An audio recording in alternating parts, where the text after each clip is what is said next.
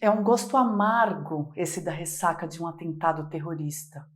Uma mistura de revolta, tristeza, incerteza e raiva.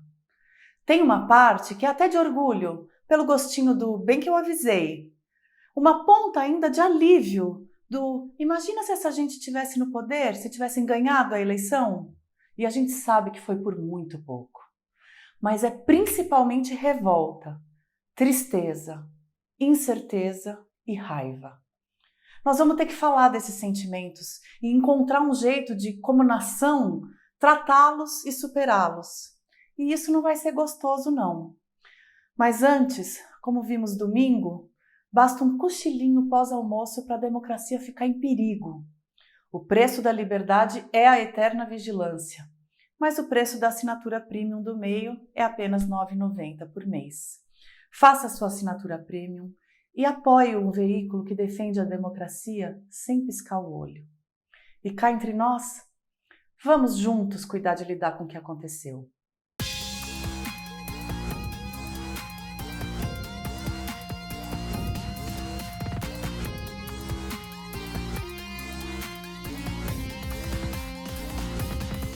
Quando Lula venceu o segundo turno das eleições, além de bloquear estradas e provocar o caos de forma desumana em todo o Brasil, os golpistas montaram acampamento diante dos quartéis. Foram 70 dias entre o segundo turno e o ataque terrorista a Brasília no domingo. Desses, 62 sob o governo fascista que pariu o movimento terrorista. Gestou, pariu, amamentou, deu abrigo e formação. Sim, o movimento terrorista tem pai, mãe e irmãos. Eu havia prometido que não usaria o nome do ex-presidente aqui sempre que fosse jornalisticamente possível. Só que hoje é preciso nomear bem claramente os responsáveis pelo que vivemos. O núcleo familiar dos golpistas é o clã Bolsonaro. Todos os aliados que adotaram o discurso de fraude nas urnas e de massacre de quem pensa diferente, ou foram coniventes com ele, são parte dessa genealogia. Cada vez que Bolsonaro abriu a boca para falar que não aceitaria o resultado das eleições, ele nutriu o terrorismo. E quando calou a boca durante a transição, chorando copiosamente, incentivando o golpismo em seu silêncio, também. E isso dá muita revolta. Bolsonaro tem que pagar. Só que o terrorismo também tem padrinho e madrinha. A madrinha generosa são as forças de segurança que foram cúmplices no terrorismo. Da Polícia Militar do Distrito Federal, que escoltou os terroristas até a cena do crime, até o Exército, que, ao que tudo indica, pode ter voltado seus tanques contra o Brasil para proteger os parentes que estavam nos acampamentos golpistas. Teve ainda a Guarda Palaciana, que desapareceu da função de proteger os palácios. Fadas madrinhas do terror. Não que essa relação golpe-afetiva já não tivesse clara há muito tempo. Além da ação abjeta da Polícia Rodoviária Federal nas eleições de 2022, fala-se da cooptação das polícias e dos militares desde antes da eleição de 2018. E, obviamente, essa simbiose se aprofundou nos anos de Bolsonaro no poder. Agora, estamos diante de uma situação esdrúxula de não saber se o governo federal minimizou o tamanho que o ataque de domingo poderia ter por ter sido mal informado pelas forças de inteligência propositalmente, o que é o mais provável, ou se por erro de cálculo. Aqui é que entra aquela incerteza que eu falei. Porque está claro que esses grupos estão mais bem articulados e financiados do que o governo Lula supunha. Flávio Dino saiu hoje em defesa da atuação de José Múcio, ministro da Defesa. Ainda assim, o tanto que o executivo pode confiar nas forças de segurança do país não está claro, não. Se ao menos existisse um órgão do Estado brasileiro, desvinculado dos três poderes, que pudesse fiscalizar o exercício das leis e agir de ofício para investigar e indiciar golpistas e terroristas, né? Ele existe. É o Ministério Público Federal. E o seu chefe é o Procurador-Geral da República, Augusto Aras. Aras é o padrinho do terrorismo que se viu no domingo em Brasília. E aqui, adianto, entra a raiva. Porque nos 2 meses de governo de transição, não havia absolutamente nada de prático que o governo eleito pudesse fazer para desmobilizar os acampamentos. O governo que ainda estava no poder patrocinava o terrorismo, promovendo reuniões com golpistas dentro da sede da campanha de Bolsonaro à reeleição. Militares da reserva e da ativa se atiravam sem pudor ao golpismo. E o Ministério Público tem um braço militar, tá? Alexandre de Moraes foi agindo conforme podia, testando os limites do voluntarismo de um ministro só para proteger a democracia.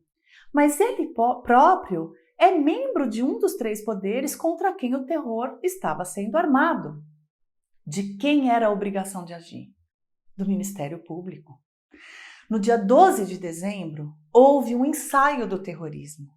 Talvez até para medir a adesão da Polícia Militar do Distrito Federal, a complacência do governador Ibanez Rocha, a reação das Forças Armadas. O único a reagir à altura foi o STF. Sábado agora, inclusive, a PGR se manifestou contra a conversão da prisão temporária em preventiva dos 11 envolvidos no 12 de dezembro. Daí, dia 24 de dezembro, houve um ato terrorista que deu errado. Veja, ele não foi frustrado, ele falhou. Uma bomba foi colocada num caminhão de combustível no aeroporto de Brasília, acionada e não detonou. O principal autor foi preso e falou com todas as letras que a gestação e o financiamento do plano saíam do acampamento. Agora veja só. Em novembro, Aras dissolveu todos os grupos especiais das Procuradorias da República que atuavam no combate aos atos antidemocráticos, inclusive no Distrito Federal. Foi a colunista do Globo, Malu Gaspar, que deu essa informação. Em seu lugar, Aras criou uma comissão com um longo nome, Comissão Permanente de Atuação Coordenada para a Prevenção e Resolução de Crimes e Conflitos, a CEPAC. Sabe quantas vezes essa comissão se reuniu antes do ataque terrorista deste domingo? 1.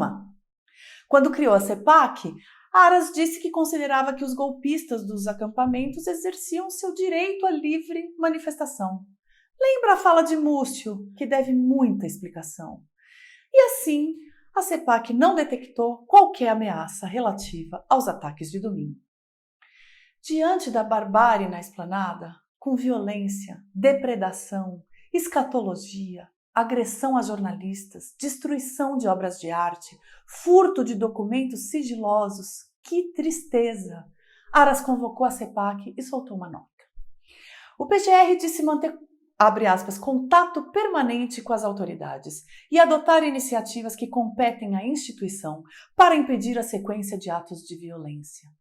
Ainda no domingo, Aras determinou a abertura de uma investigação sigilosa pela Procuradoria da República do Distrito Federal. É pouco, é muito pouco.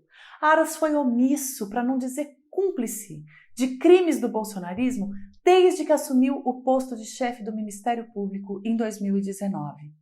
Ainda assim, foi reconduzido ao cargo em 2021, com boa maioria no Senado. Enterrou as denúncias da CPI da Covid e assistiu à formação de células terroristas debaixo de seu nariz, de sua tutela. Isso para não falar de sua número 2, a vice-procuradora-geral Lindora Araújo, bolsonarista raiz. O Aras também é chefe do Ministério Público Eleitoral, viu?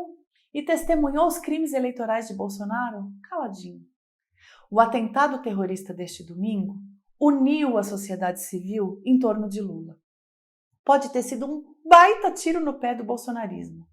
Lula ganhou ou reconquistou apoios que já não estavam mais no horizonte nesse começo de governo, que até ministra apoiada por miliciano tem.